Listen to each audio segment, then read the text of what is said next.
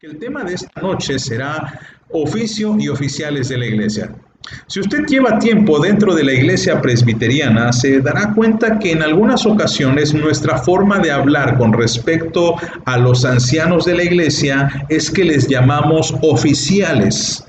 Y así nos expresamos cuando hablamos de elección, por ejemplo, cuando decimos vamos a elegir oficiales de la iglesia.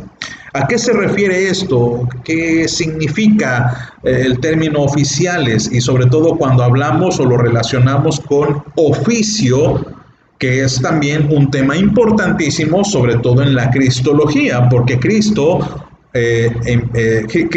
hace o ejerce un triple oficio, y de esto lo vimos hace aproximadamente unos 6 meses cuando estábamos estudiando cristología. Para adentrarnos acerca de este término de oficio y oficiales, quiero que leamos, por favor, lo que dice la palabra de Dios con respecto a una referencia directa de quiénes son estos oficiales, más propiamente los obispos, que ya recordarán ustedes la semana pasada dijimos que la palabra obispo significa supervisor. Una forma de decir los ancianos. Entonces, obispo igual a supervisor, obispo igual a anciano o obispo igual a presbítero. Y vamos a leer primera carta de Pablo a Timoteo, capítulo 3, versículos 1 al 13. Dice la palabra fiel, si alguno anhela obispado, buena obra desea.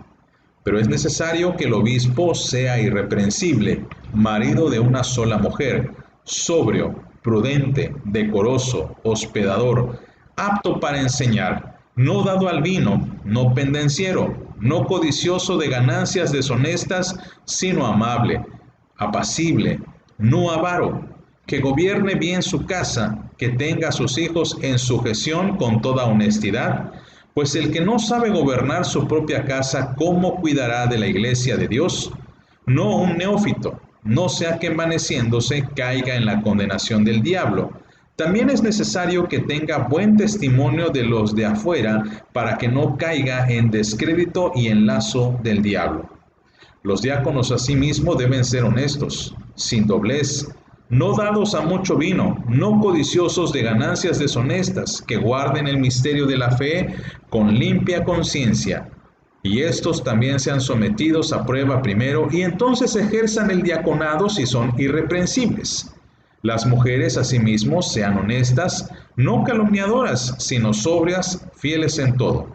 Los diáconos sean maridos de una sola mujer, y que gobiernen bien sus hijos y sus casas, porque los que ejerzan bien el diaconado ganan para sí un grado honroso y mucha confianza en la fe que es en Cristo Jesús. Bendita palabra del Señor, que el Señor la bendiga para siempre. En la semana pasada, amados, establecimos que el gobierno eclesiástico, el gobierno bíblico, que es el más apegado a las Escrituras, es aquel que conocemos con el nombre de sistema presbiteriano. El sistema presbiteriano no porque nosotros le pongamos así a la iglesia, sino más bien porque de la Biblia nosotros obtenemos el nombre de presbiterianos. Aquí lo decimos más claramente. El sistema presbiteriano no porque reciba su nombre de los presbiterianos, sino que los presbiterianos reciben su nombre del modelo bíblico. La iglesia presbiteriana, mis amados, no es que se haya inventado el nombre y haya dicho en algún momento vamos a llamarnos iglesia presbiteriana. No sucedió así. Sucedió al revés, leyendo la Biblia, escudriñando la Escritura, los primeros reformadores o los reformadores se dieron cuenta que el gobierno de la iglesia se basaba en ancianos, que ya dijimos en el griego es presbíteros, y de allí entonces idearon una forma en la que se pudiera organizar la iglesia y por eso le llamaron el sistema o la iglesia presbiteriana. Y este gobierno de presbíteros o este gobierno de ancianos es el que nosotros, mis amados, ejercemos, es el que nosotros nos movemos, es por el que nosotros dialogamos, teologizamos y proponemos. Ya hemos dicho, mis amados, que hay otras formas de organizarse, pero la Biblia nos ofrece bastantes referencias con base o bastantes referencias de acuerdo a cómo la iglesia primitiva y como también la iglesia del Antiguo Testamento, que esto ya lo ha aclarado en muchas ocasiones, que es el pueblo de Dios, bueno, pues se organizaba sobre los ancianos. Y hemos hablado un poquito acerca de esto la semana pasada. Y bueno, pues hay algo más que tenemos que agregar a lo que estudiamos la semana anterior, porque recuerden que dijimos algunas cosas con respecto a la persona del anciano, por ejemplo, de que este anciano era elegido de entre el pueblo, no con base a sus méritos, sino como una forma en la que Dios ejercía su soberanía en el pueblo. Pero al mismo tiempo se requería que el anciano tuviese una actitud decorosa, que por cierto describe Timoteo. En ese sentido, la Biblia nos da una guía para gobernarnos, pero es importante resaltar que la Biblia no ofrece un manual exhaustivo acerca de cómo debe ejercerse el gobierno eclesiástico. La Biblia no dice, por ejemplo, que el gobierno eclesiástico tenga que tener algunas características especiales en todas las iglesias porque se maneja de una forma muy general. Y la forma general es que los ancianos representan al pueblo, los ancianos son delegados o en autoridad de Dios. Los ancianos no descansan su autoridad sobre ellos mismos, sino sobre Cristo. La iglesia, la cabeza de la iglesia es Cristo. Y los ancianos simplemente son servidores de ese Dios y de ese Señor. Pero hay bastantes aristas que todavía no han quedado resueltas. Y por eso, cuando hablamos de una autoridad delegada, que se le delega esta autoridad de Dios a los ancianos, ellos son los encargados, de acuerdo a su situación vivencial, de acuerdo a su cultura, a su idiosincrasia, de ejercer el gobierno en la iglesia local, respetando, por cierto, los parámetros bíblicos. Quiero leerlo de nuevo para que quede más claro. Nos dice la diapositiva, que fue extraída directamente de las páginas del libro que les acabo de mencionar, de Gerald Niehaus. La Biblia no ofrece un manual exhaustivo acerca de cómo debe ejercerse este gobierno eclesiástico, debido a que la autoridad es delegada. Son estos, los delegados, los encargados, de acuerdo a su propia cultura, idiosincrasia, ejercer el gobierno en la iglesia local, respetando siempre los parámetros bíblicos. Bien, vamos a ver, ¿qué quiere decir todo esto? Bien, que debido a que Dios ha delegado esta autoridad en seres humanos, y estos seres humanos están en medio de una cultura, en medio de una idiosincrasia, de acuerdo a esa cultura, a esa idiosincrasia y a su interpretación de la Biblia, es como ellos van a aplicar el gobierno en la iglesia local. Por esta razón, mis amados, en la iglesia presbiteriana también tenemos un manual que nos ayuda a dirigirnos. Este manual no es la Biblia porque no se equipara a la palabra de Dios. Procede de ella, procede de la Biblia, pero no es la Biblia, porque responde a la cultura, responde a las necesidades de la iglesia en nuestro país. Un ejemplo muy práctico, mis amados. México tristemente es un país que pues no se ha distinguido precisamente por ser un pueblo pues digamos democráticamente participativo, como que dejamos muchísimo nuestras funciones en aquello que nos representa. En otras palabras, el contexto mexicano, incluso latinoamericano, se deja guiar mucho por el caudillismo. por el heroísmo. Elegimos a una persona y le delegamos todas las funciones. Es así como nosotros funcionamos en Latinoamérica. Por esa razón es de que usted va a notar en todas partes que a veces se repiten los mismos cargos sobre las mismas personas. Por esa razón, aquellos que recordarán, Fidel Velázquez duró tantos años como presidente de la CTM. Y si se permitiese eso en el presidente, es muy seguro que un presidente se hubiera perpetuado ahí desde hace muchos años. Debido a esta mentalidad, es que la Iglesia Presbiteriana establece que los ancianos solamente pueden cubrir un periodo de 3 años. Alguno dirá, oye, ¿por qué 3 años? Eso no está en la Biblia. No, pero debido a que el Señor nos dio inteligencia, nos dio la capacidad de razonar y nos dio una autoridad delegada, nos da ese margen de actuación en el que nosotros podemos tomar algunas decisiones, por supuesto, en bien de la iglesia y sin que contradiga la palabra de Dios. Por esa razón, la iglesia presbiteriana establece que un anciano puede permanecer solamente un periodo de 3 años, a menos que la iglesia lo vuelva a elegir para que cumpla un total de 6 años. Al término de esos 6 años, el anciano tiene forzosamente que declararse en receso. Y eso es ley, digamos, aquí en la iglesia presbiteriana.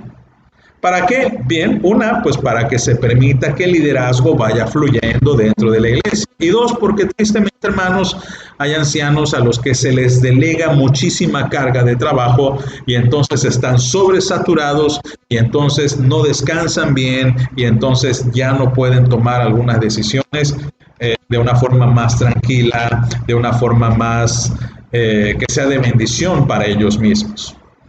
A eso nos referimos en la diapositiva cuando señalamos que los ancianos son los encargados, de acuerdo a su propia cultura y idiosincrasia, de ejercer el gobierno en la iglesia local. Si hay alguna persona que quiera forzosamente decir algo como, bueno, es que tiene que estar en la Biblia forzosamente, no lo va a encontrar.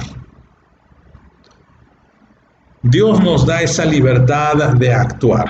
Dios nos da la libertad de tomar algunas decisiones, en el que la Biblia no dice algo en concreto, algo directo, el presbiterio, la iglesia presbiteriana puede opinar al respecto. Mis amados, como ejemplo, vamos a desmembrar entonces en qué consiste el que los ancianos sean oficiales. Y para ello vamos a definir primeramente lo que significa la palabra oficio y la palabra oficial. Eso es muy sencillo realmente. El oficial es simplemente alguien que actúa o que habla en nombre de la iglesia cuando la iglesia habla en nombre de Dios.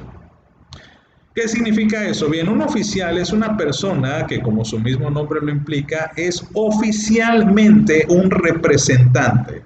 Es el representante oficial. Y esa marca de oficial a veces se refiere a auténtico. Por ejemplo, las páginas de internet abundan mucho y a veces un artista, para sobresalir, porque han abierto a lo mejor varios páginas con su nombre, vamos a poner un nombre al azar, vamos a suponer Vicente Fernández, coloca una página y de repente ve que hay varias páginas más. Para distinguir la real de la que es falsa, dice Vicente Fernández, página oficial. Es la página oficial, es la página real. Lo mismo sucede en algunos aspectos de gobierno. Hace algunos días hubo un comunicado que a lo mejor algunos de ustedes recibieron, en donde se invitaba a la gente a dar sus datos para recibir la vacuna. Y entonces tiene que salir el gobierno a emitir un comunicado oficial, es decir, autorizado bien certificado con toda la autoridad que proviene de una fuente digna, de una fuente real. Entonces, cuando trasladamos este significado a la iglesia, suena y es exactamente lo mismo. Los oficiales son personas que cuando actúan, cuando hablan en el nombre de la iglesia, lo hacen en el nombre de Dios, porque la iglesia habla en el nombre de Dios. Por eso se les conoce como oficiales. Son certificados, están avalados, son auténticos representantes. ¿Y a quiénes representan? Representan a la iglesia, pero en última instancia, o primera instancia, mejor dicho, representan a nuestro Señor Jesucristo. Un oficial es una persona que tiene el alto honor de representar a Jesucristo. Ahora bien, aquí quizá habrá algunas preguntas. A ver, pastor, pero todos somos cristianos, ¿que no todos representamos a Jesucristo? Sí, es verdad. Hermano, usted es representante de Jesucristo. Pero recuerde que ahorita estamos hablando en términos eclesiásticos, ¿de acuerdo? Cuando hablamos en términos eclesiásticos, en términos de gobierno de la iglesia, en términos de organización de la iglesia, los oficiales son aquellas personas que son elegidas de la iglesia para representarles. Pero también creemos que Dios, en su infinita soberanía, están representando al mismo tiempo a Jesucristo. Lo representan a Él. No son Él, por supuesto. Ellos no son Cristo, pero lo representan. Por eso los llamamos oficiales. Su autoridad, nuevamente, es delegada. No es Cristo, no tienen una autoridad como la de Cristo, porque Cristo nos dejó su palabra, y su palabra, que es esta, que es oficial, es una palabra certificada, es inalterable. Y todo oficial que habla en el nombre de Jesús, habla por este libro. Y como dice Apocalipsis, no podemos añadirle a la Biblia algo que la Biblia no dice, ni podemos quitar algo que la Biblia, por supuesto, enfatiza. No podemos hacerlo.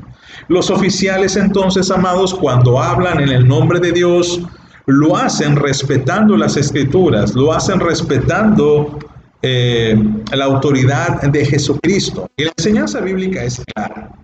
El oficial es un embajador, su autoridad está limitada a lo que Cristo ha dicho y está subordinado a Él. Está subordinado a Él. Y eso significa lo que acabo de reiterar hace un momento. El oficial no puede añadir a la Biblia cosas que la Biblia no dice. El oficial no puede contradecir lo que Cristo ha dicho. La Biblia, por ejemplo, mis amados, condena diversos pecados. No voy a mencionar uno en particular, pero hay muchos pecados que la Biblia condena. Y un anciano no puede hacer, por ejemplo, como que un pecado no sea importante, o que una cosa que la Biblia dice que es pecado, ese anciano pueda decir, no, eso no es pecado. Robar, por ejemplo. La Biblia dice que es pecado. Y un anciano no puede decir anular o no puede llegar a anular eso que la Biblia ya dice. Porque nuevamente su autoridad es delegada. Él no puede emitir palabra nueva, no puede quitar las palabras que ya están dichas, pero sí representa de alguna forma la voz de Dios. Decía un teólogo decía, Calvart decía que cuando el predicador se paraba en el púlpito y abría su boca, Era como si el mismo Dios estuviera también compartiendo la palabra. Algunos dirán que esto es muy exagerado, pero lo que Calvert quería decir era que un hombre de Dios, un verdadero hombre de Dios, un verdadero oficial de Dios es un hombre que no habla en su propia cuenta o por su propia cuenta, sino habla de parte de Dios. Y esto, por supuesto, coloca mucha responsabilidad en aquellos que son oficiales. Así como cuando hay un oficial del gobierno que hay y tiene mucha responsabilidad, también un ministro del Señor tiene que cuidarse por esta responsabilidad. Dice el apóstol Pablo cuando habla acerca de esta responsabilidad que nosotros somos como embajadores. Dice el texto en 2 de Corintios 5:20, así que somos embajadores en nombre de Cristo. Como si Dios rogase por medio de nosotros, os rogamos en nombre de Cristo. Somos embajadores. El término es demasiado delicado como para tomarse a la ligera. Un embajador, amados hermanos, habla en el nombre de su país, habla en el nombre de su rey o en este caso de su presidente, según nuestro contexto inmediato. No habla por cualquier persona, ni puede contradecir lo que su presidente o lo que su rey ha dicho.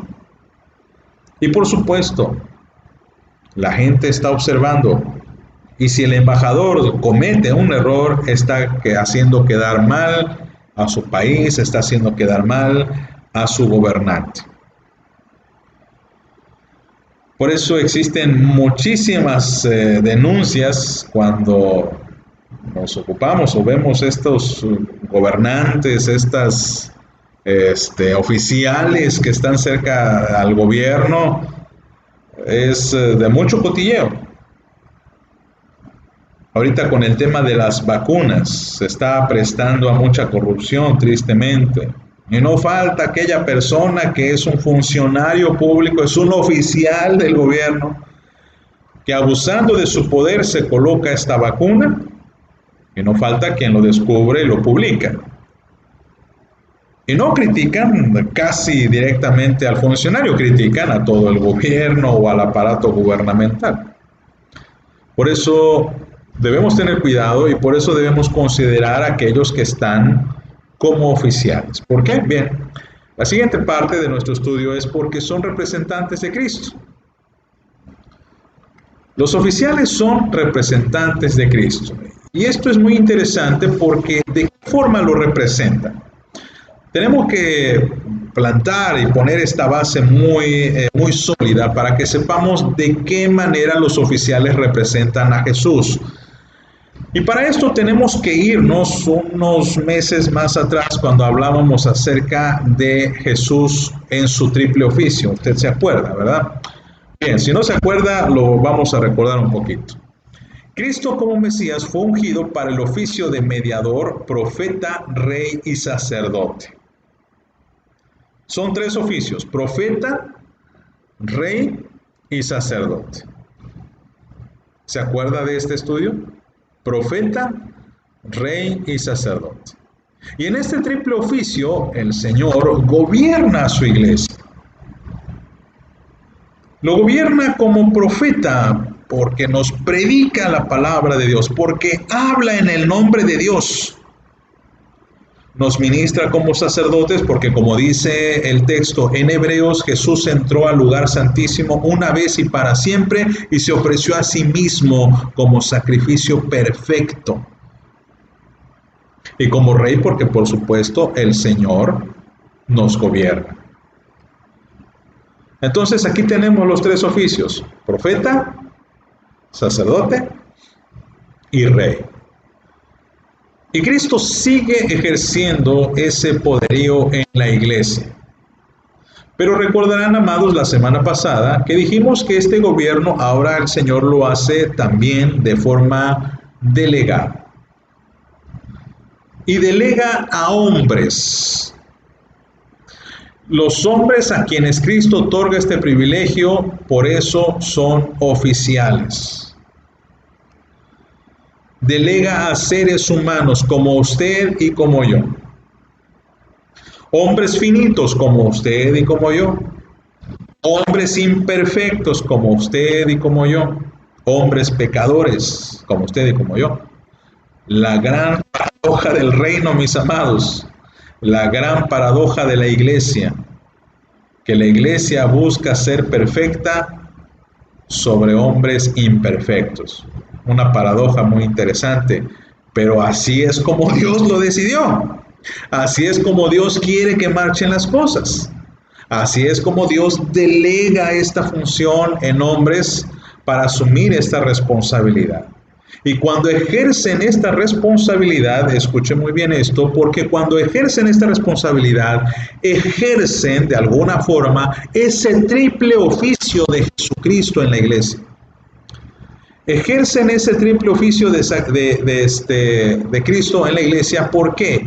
Porque ellos, como profetas, nos hablan en el nombre de Dios. Cada vez que un anciano predica la palabra de Dios, cada vez que un anciano o que un oficial enseña la palabra de Dios, está hablando en el nombre de Dios. Y esa es una labor profética.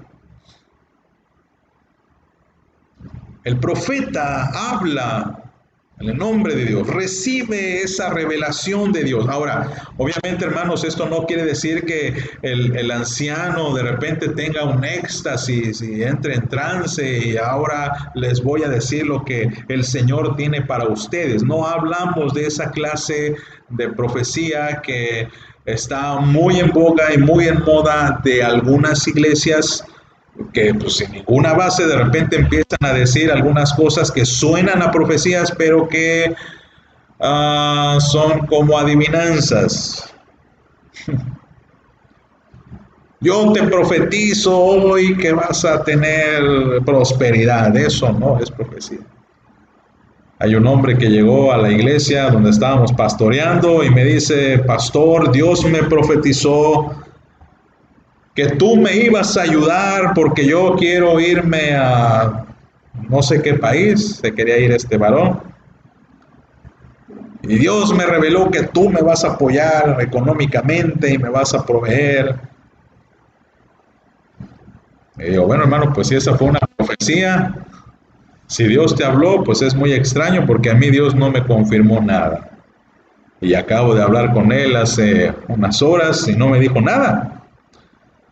No nos referimos a esa clase de profecías, nos referimos a una profecía que se basa en esta profecía, la palabra de Dios, que no cambia, que permanece para siempre. Y cuando un anciano predica la palabra, enseña la palabra, está profetizando, hermanos. Está profetizando, está hablando en el nombre de Dios. En segundo lugar, el anciano de iglesia ejerce la labor del sacerdocio. ¿Qué era el sacerdote realmente? El sacerdote era simplemente un hombre, y nos centramos en el Antiguo Testamento. ¿Y qué hacía este sacerdote? ¿Recuerda usted? El sacerdote entraba al lugar santísimo para ofrecer sacrificio en favor del pueblo. Se presentaba ante Dios con este sacrificio para pedir por aquellos que habían traído ese mismo sacrificio. Y usted recordará en Levítico, en Números, en Éxodo también, en Deuteronomio, tenemos varias citas con respecto a qué tenían que ofrecer los hebreos a los sacerdotes. Por ejemplo, si una mujer acababa de dar a luz, usted sabe que tenía que presentarse, como nos dice la Biblia en Lucas, que hizo María, madre de Jesús, dice que se presentó con unos palominos. Y el sacerdote tomaba esos palominos, pues los mataba, los sacrificaba y los ofrecía al Señor.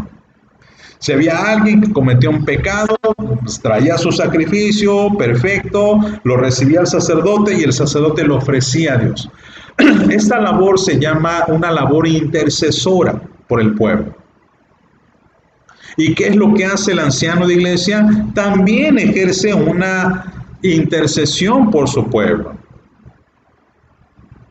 Los ancianos, una de las funciones más importantes del anciano de iglesia, mis amados hermanos, es la oración por la iglesia. Mire, tristemente nosotros cada semana estamos circulando por los motivos de oración y hermanos, esto lo he compartido en muchas ocasiones en el que a veces me parece que hay hermanos que no leen las peticiones de oración. Y si no las leen, mucho menos oran. Sé que algunos sí lo hacen y agradezco al Señor por esas vidas que lo hacen. Pero no todos lo hacen.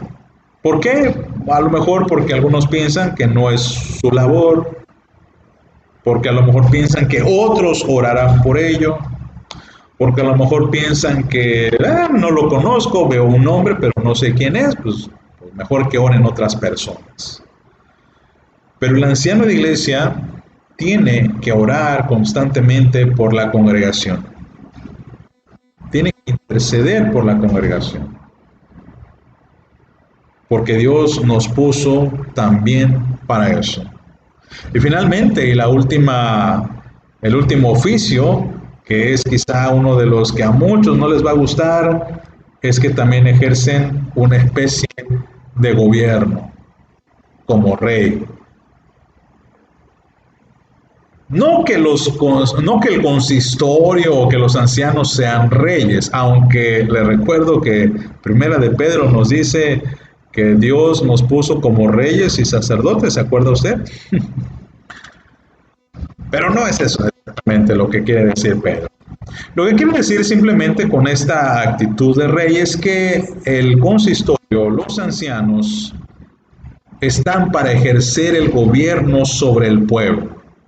Gobiernan la iglesia, la rigen, la dirigen y deben tomar decisiones como todo gobernante. ¿Qué clase de decisiones, hermanos? Hay decisiones desde las más sencillitas, como por ejemplo, vamos a delegar quién va a pintar el templo. Hay que delegar, es una función que hay que delegar. A lo mejor el consistorio diga, pues hermanos, no, como que decidir qué color poner a lo mejor no sea tan importante, creo que eso lo podemos delegar y a veces se delega. Pero un gobierno implica también hacer un acto de disciplina, por ejemplo. Algo que no nos gusta, algo que no nos agrada, el tener que ejercer una disciplina. Algo que, por cierto, hermanos, pues la Biblia nos habla también de que en algunas ocasiones hay que denunciar el pecado y hay que hacer algo contra el pecado, y a eso se le llama gobierno. De esto vamos a hablar un poquito la próxima semana. Pero es muy importante, mis amados, que también cuando hablamos acerca de que el anciano ejerce el oficio de rey, no significa nuevamente, y lo tengo que reiterar, hermanos, para que quede muy claro, nuevamente, no que el anciano sea rey, no que el anciano tenga toda la autoridad de Dios, no. Es una autoridad, recordemos, delegada. Y cuando está en compañía de otros ancianos que conforman el consistorio, entonces ejercen un gobierno real en la iglesia. Y a veces el gobierno no nos gusta, ¿verdad? Pero hay que tomar algunas decisiones. Yo doy gracias a Dios, hermanos, porque cuando nosotros decidimos, y hablo como consistorio, evidentemente, decidimos decir a la iglesia, hermanos, vamos a tener que cerrar el templo, vamos a tener que cerrar las puertas del templo para suspender cultos públicos por esta situación del COVID. Gracias a Dios, no he escuchado hasta este momento a nadie que se haya quejado. Fue una decisión difícil, lo comparto. Difícil porque no queremos, pero hay que hacerlo por el bien de la iglesia.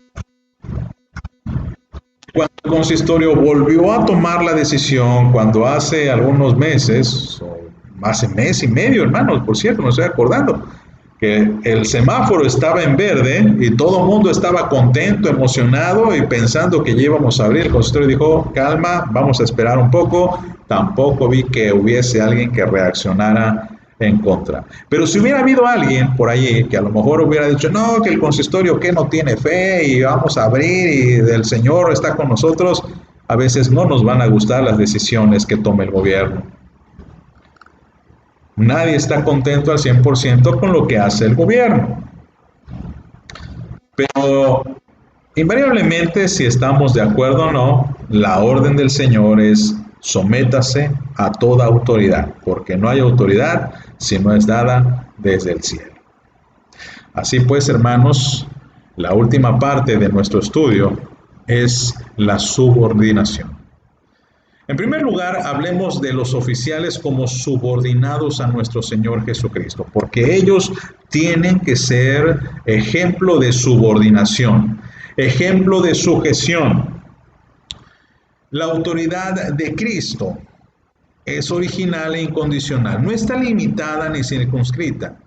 Aunque delega a los oficiales para funcionar en su nombre, Cristo no les otorga su autoridad. Por eso decimos que los ancianos son los primeros en someterse totalmente a la autoridad de Dios. No puede, no debe existir por allí un anciano que diga, pues esto se aplica para todos menos para mí. Eso puede suceder tristemente y ha sucedido en el gobierno tal y como lo conocemos. Hay funcionarios que dicen, a mí no se me aplica la ley, pero a ellos sí. Yo tengo fuero, dicen ellos. Es lo que ahorita se discute en Estados Unidos con Donald Trump, si lo van a juzgar o no por algunas cosas que sucedieron por allí. Nadie está por encima de la ley. Suena muy bonito en el papel, pero la realidad es de que hay muchas personas que han estado por encima de la ley. En la iglesia eso no pasa. El anciano tiene que estar sujeto, subordinado a Cristo en todo, porque si no es un mal anciano, porque si no, no está siendo ejemplo a la congregación. La autoridad de Cristo es soberana, la autoridad de los oficiales es delegada. La autoridad de Cristo es total, la de los oficiales es ministerial. No está en función de ellos mismos, como lo hemos referido en otras ocasiones, sino más bien está en función del servicio que prestan a la grey y al Rey de Reyes y Señor de Señores.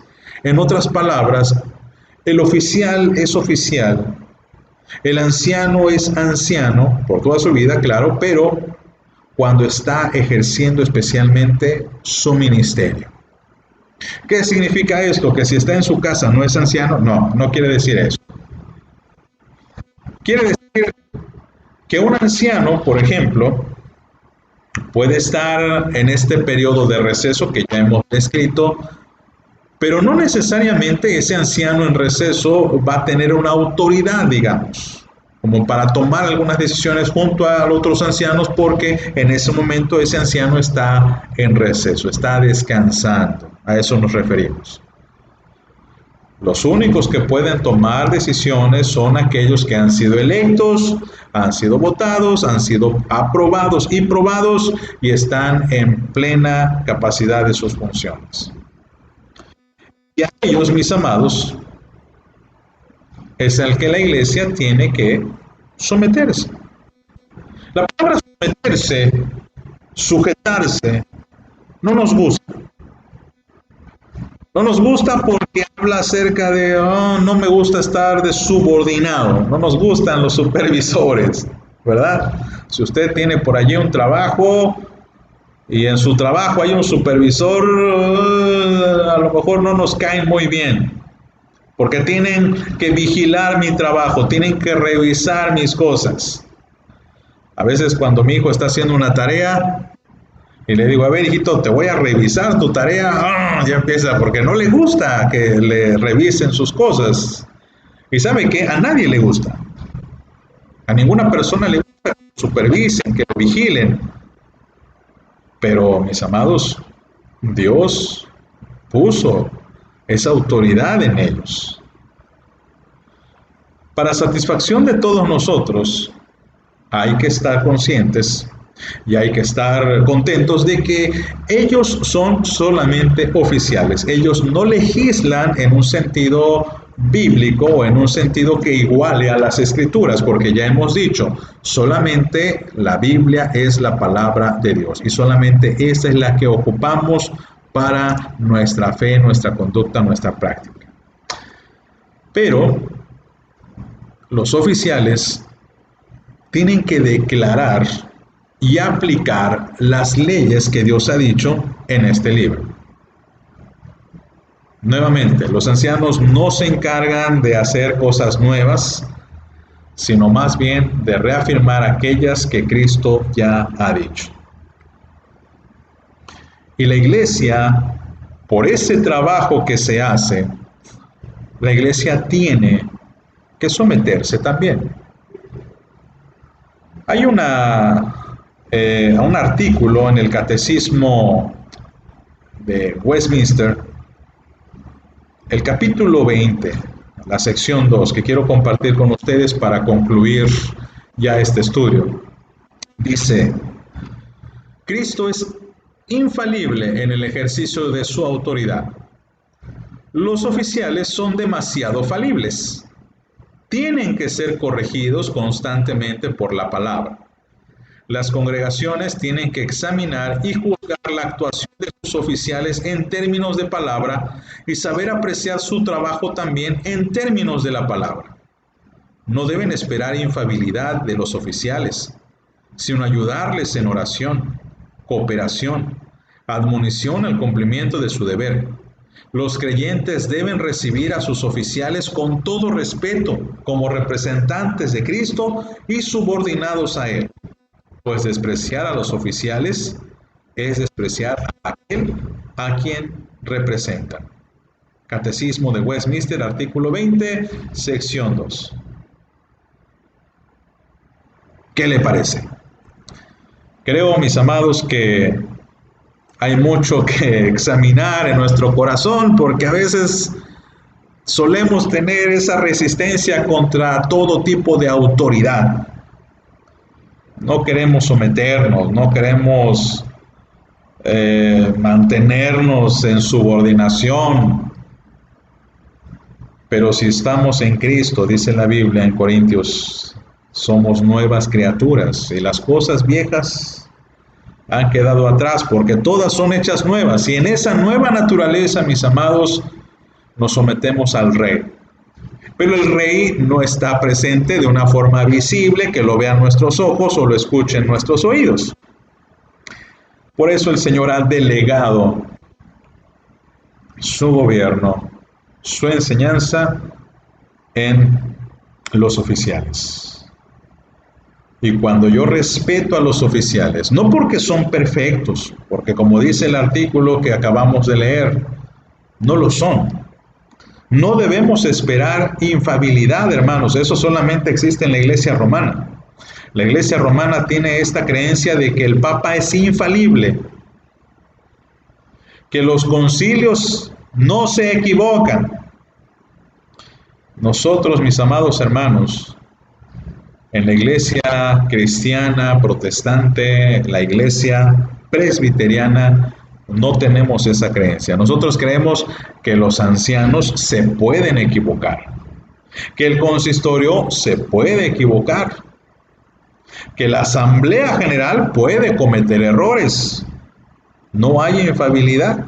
No obstante, y aún así, Dios desea que la iglesia ejerza un reconocimiento hacia aquellos que Dios ha puesto en estos lugares de gobierno.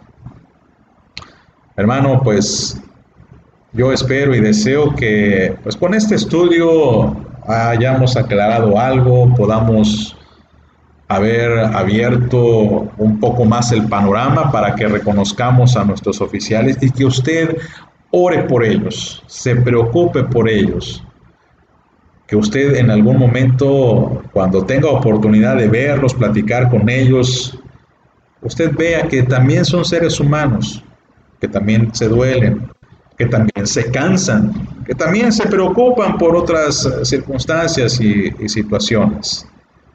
No están exentos de errores y aún así dedican mucho de su tiempo para la edificación de la iglesia. Y eso hay que agradecerles.